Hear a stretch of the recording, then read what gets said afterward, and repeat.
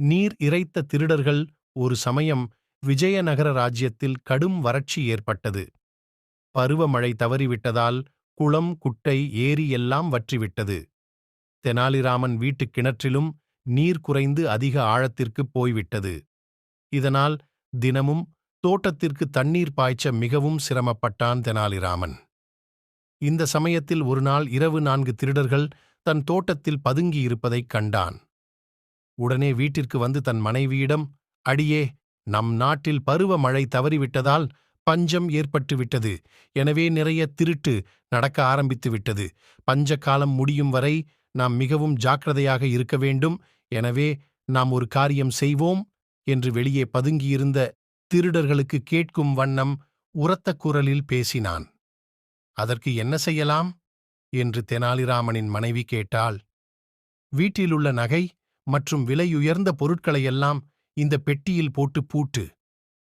நாம் இந்த பெட்டியை யாருக்கும் தெரியாமல் கிணற்றில் போட்டு விடலாம்.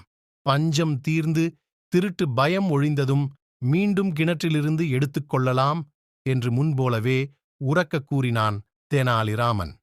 திருடர்களும் இதைக் கேட்டனர். அதே சமயம் ரகசியமாக தெனாலிராமன் தன் மனைவியிடம் திருடர்கள் ஒளிந்திருப்பதைக் கூறி ஒரு பழைய பெட்டியில் கல், மண், பழைய பொருட்களையெல்லாம் போட்டு மூடினான். அந்த பெட்டியை தூக்க முடியாமல் தூக்கி வந்து கிணற்றுக்குள் தொபுபென்று போட்டுவிட்டு வீட்டுக்கு திரும்பிவிட்டான் தெனாலிராமன். திருடர்களும், தெனாலிராமன் வீட்டிற்குள் புகுந்து, திருடும் நம் வேலையை சுலபமாக்கிவிட்டான், நாம் எளிதாக கிணற்றிலிருந்து பெட்டியை எடுத்துக்கொள்ளலாம் என்று தங்களுக்குள் பேசிக்கொண்டனர். பெட்டியை எடுக்க கிணற்றுக்கு அருகே வந்தனர் திருடர்கள். கிணறு ஆழமாக இருந்ததால் உள்ளே இறங்க பயந்த திருடன் ஒருவன், அண்ணே, தண்ணீர் குறைவாகத்தான் உள்ளது.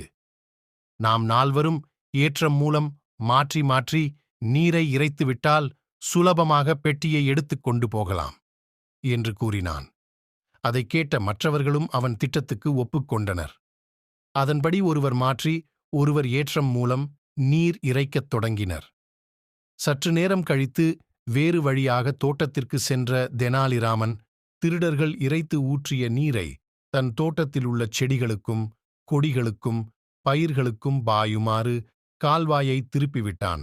இப்படியே பொழுது விடிந்தது விட்டது. ஆனால் கிணற்றில் தண்ணீர் குறையவில்லை. இதனால் திருடர்களும் நாளை இரவு மீண்டும் வந்து நீரை இறைத்துவிட்டு பெட்டியை எடுத்துக் கொள்ளலாம் என்று பேசிக்கொண்டு சென்றனர்.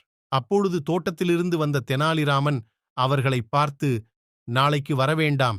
நீங்கள் இறைத்த தண்ணீர் இன்னும் 3 தினங்களுக்குப் போதும். எனவே 3 தினங்கள் கழித்து வந்தால் போதும். உங்கள் உதவிக்கு நன்றி நண்பர்களே என்று கூறினான். திருடர்களுக்கு இதைக் கேட்டதும் மிகவும் அவமானமாய் போய்விட்டது. தங்களை ஏமாற்றி நீர் இறைக்கச் செய்த தெனாலிராமனின் அறிவை மனத்திற்குள் எண்ணி வியந்தனர். மேலும் அங்கே இருந்தால் எங்கே மாட்டிக்கொள்வோமோ என்ற அச்சத்தில் திரும்பிப் பார்க்காமல் ஓட்டம் பிடித்தனர் திருடர்கள்.